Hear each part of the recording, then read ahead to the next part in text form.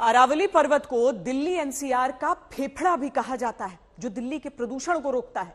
यानी 2 करोड़ से ज्यादा की आबादी को सुरक्षित हवा में सांस लेने के लिए खड़ा है। उसी अरावली के इतिहास और भूगोल की जानकारी आगे की पड़ताल देखने से पहले जान लीजिए।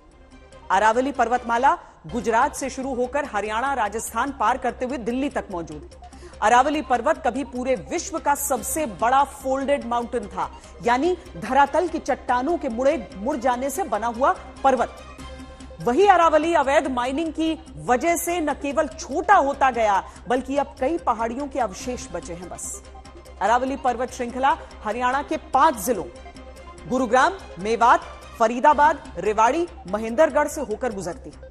अरावली में अवैध खनन को रोकने के लिए सुप्रीम कोर्ट की ओर से गठित कमेटी के अनुसार 1968 के बाद से राजस्थान में अवैध खनन के कारण अरावली रेंज का 25% हिस्सा गायब हो चुका है। सेव अरावली ट्रस्ट के संस्थापक का दावा है कि हरियाणा और राजस्थान के बीच 30 से ज्यादा अरावली पहाड़ की चोटियां गायब हो चुकी हैं। यानी अवैध खनन करने वाला माफिया आपसे सुरक्षित सांस लेने का अधिकार छीन रहा है, ईमानदार अफसरों को मार रहा है।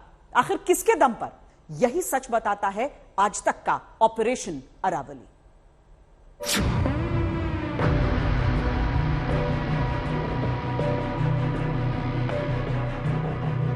देश के 5 राज्यों की सीमाओं में फैली हुई अरावली की पर्वतमाला, वो अरावली जिसे दिल्ली की सांसों को स्वच्छ रखने वाला फेफड़ा पर्यावरण के जानकारों ने बताया। दिल्ली की आबादी समेत 3 करोड़ से ज्यादा लोगों की जिंदगी के लिए जरूरी अरावली के उन्हीं पहाड़ों का सीना छीलकर अवैध माफिया पैसा लूट रहा है। वो माफिया सुप्रीम कोर्ट की मनाही के बावजूद अरावली के पहाड़ों में खनन कर रहा है। वो आखिर कैसे डीएसपी की जान लेने की हिम्मत कर लेता है? इस सच को समझने के लिए आज तक के अंडरकवर रिपोर्टर नितिन जैन, श्रेया चटर्जी नूह में ही अरावली के खनन माफियाओं के बीच पहुंचते हैं। छिपे हुए कैमरे पर दिखते इन दोनों चेहरों को जान लीजिए। ये नीले रंग की टी शर्ट वाला हाकमीन खनन माफिया है और दूसरा ये सफेद टी शर्ट वाला समर, ये भी अवैध खनन के कारोबार का हिस्सा है। जिनसे घर बनाने के लिए पत्थर की डिमांड करने के नाम पर बातचीत शुरू की गई। फिर पूछा गया आखिर यहाँ अवैध खनन पर रोक है तो पहाड़ कैसे तोड़े जा रहे हैं? बिना ब्लास्ट के हो ही नहीं सकता। ये ब्लास्ट करते हैं होल वगैरह चला कर ना होते सर। हाँ। अगर किसी ने 10 चक्कर मंगा लिए तो 10 चक्कर में तो निकल नहीं पाएगा। हाँ। इसलिए रात में ब्लास्टिंग हो जाती है। इसमें बारूद डालते हैं। कहाँ पर? ये छेदी का रखा है। हाँ। तो इसमें बारूद वगैरह डालकर एक बत्ती डालेंगे। बत्ती को इतना दूर कर देंगे कि जो आसानी से भाग सके। हाँ। जो इतना दूर सिलका के फिर वहाँ सिलकाएंगे वो बत्ती को। और ये एक्सप्लोसिव कहाँ से लाते हैं इसको?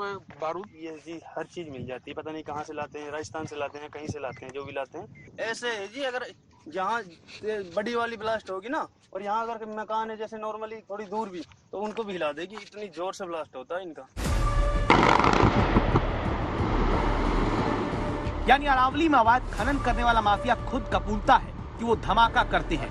ऐसा धमाका जो कई मकानों को हिला दे। फिर पुलिस प्रशासन के कान बंद रहते हैं। आखिर कैसे? ऊपर 50 से गाड़ी भी आई ना, एकदम से तब भी नहीं पकड़ पाएगी यहाँ पर। क्यों? नजर ही नहीं आएगा, रास्ते इतने खूब रास्ते बहुत। खनन माफिया हाकमीन और खनन माफिया समर, ये दोनों उसी के खेल का हिस्सा हैं, जिसमें या तो ईमानदार अफसरों को डंपर से कुचलने की हिम्मत पैदा हो जाती है या फिर बेईमान सिस्टम को पैसों का ही खेल पूरे इलाके को अपराध में झोंक रहा है। ये खुलासा भी सामने आया है। तो बिना गांव वालों के बिना हो ही नहीं सकता ये सब काम। गांव में क्या चीज ये सब होता है, बट सबका एक बिजनेस बना रखा है लोगों ने ना। वे उनको गाड़ी चलानी है, पैसे मिलेंगे, जिनके पास हम भी ये सोचते हैं कोई नहीं अपने कर रहा है तो करने, तो हमें क्या मतलब है। पूछ रहे हैं कि यहाँ अगर वो गाड़ी लोड हो रही थी तो उनको पता कैसे चला? मैं कह रहा हूँ कि उनको पता ऐसे चलता है। एक बंदा तो हाथ नहीं जाओगे तो कहीं नहीं गिरोगे। एक गाड़ी तो वहाँ लोड कर रहे होंगे 4-5 बंदे, या जेसीबी होगी, बिल्डोजर वाला वो होगा। एक बंदा उनका यहाँ बैठ जाए, इधर बैठ जाए, जो पूरी यहाँ से देखता रहे कि कोई गाड़ी आ तो नहीं रही है। अच्छा, वो देखेगा। एक उनका बाइकर चेकर होता है, जो बाइक लेकर वो जहाँ अपना टी पॉइंट नहीं है ताउड वाला, वहाँ बैठ जाता है। जहाँ सब बजरंग की तरफ मुड़ते हो कि कभी इतने वहाँ से मुड़ेगी गाड़ी तो कॉल कर देंगे, वो यहाँ के भाग जाएंगे, दोनों रास्ते गाड़ी लेकर। अच्छा, पहले मुखबिर लगा के बैठे होते हैं। वो गाड़ी का मालिक या गाड़ी का ही जो ओनर होता है, कोई ना कोई बैठा रहता है। पुलिस की ही उस फिरोग में अगर पुलिस की गाड़ी उन्हें दिखी तुरंत कॉल कर देंगे, पुलिस आ गई, आप भाग जाओ। वो यहाँ अगर उनको बताएंगे कि इस रास्ते से पुलिस आ रही है तो इस रास्ते से नहीं जाएंगे, तुरंत यहाँ घुमा कर इधर चले जाएंगे। पुलिस देखती है खाली। अगर यहाँ से देख गई पुलिस तो उनको जैक उठा देंगे, जैसे यहाँ पे क्या है कल सेम सीन, जैक उठा देंगे। अगर लोड हो रही है तो, और लोड नहीं है तो भगा ले जाएंगे, और लोड हो रखी है तो उसका सीधा लॉक खोलेंगे और जैक उठाकर सीधा भाग जाएंगे। गाड़ी का रास्ता भी क्लोज होगा, जो पीछे आएगी पत्थर हो गए उसमें, और वो देखती रह जाएंगे, वो भाग जाएगी। पुलिस पकड़ नहीं पाती, गांव के लोग भी अवैध खनन में कुछ पैसों के लिए साथ देते हैं। हुआ लाए गाड़ी भरी लगाई, लेकिन ये माफिया किसके दम पर चलता है, कैसे करता है, इस सवाल को लेकर हमने नूह में एसपी वरुण सिंगला से सवाल किया है। These are unorganized elements. They are working on their own for their own economic gains, and in independent villages there is no one syndicate that is controlling this thing, and because of this unorganized nature it is difficult to catch them all. जिले के SP जी ने असंगठित बताकर पूरे खेल पर रोक लगाने से हाथ बचा रहे हैं। वो खनन माफिया खुद कितना संगठित होकर काम करता है, इसका कबूलनामा हमारे कैमरे में दर्ज है। खुद माफिया से सुनिए, जिससे आज तक ने ऑपरेशन अरावली में पूछा आखिर कैसे ये पुलिस से बचते हैं। एक ट्रक कितने का जाता है? ये गाँव तो देखो हमारे तो ट्रक ही नहीं है, कंफर्म भी नहीं है, पहले थे बहुत दिन पहले 4,500 रुपए का ट्रक। हाँ 4,000 5,000 लास्ट बस? हाँ पत्थर समेत? हाँ लाना ले जाना सब हाँ कुछ? सब। आप बस ऑर्डर मारो, मुझे यहाँ 10 चक्कर चाहिए, ठीक है, तो ठीक है मिल जाएंगे।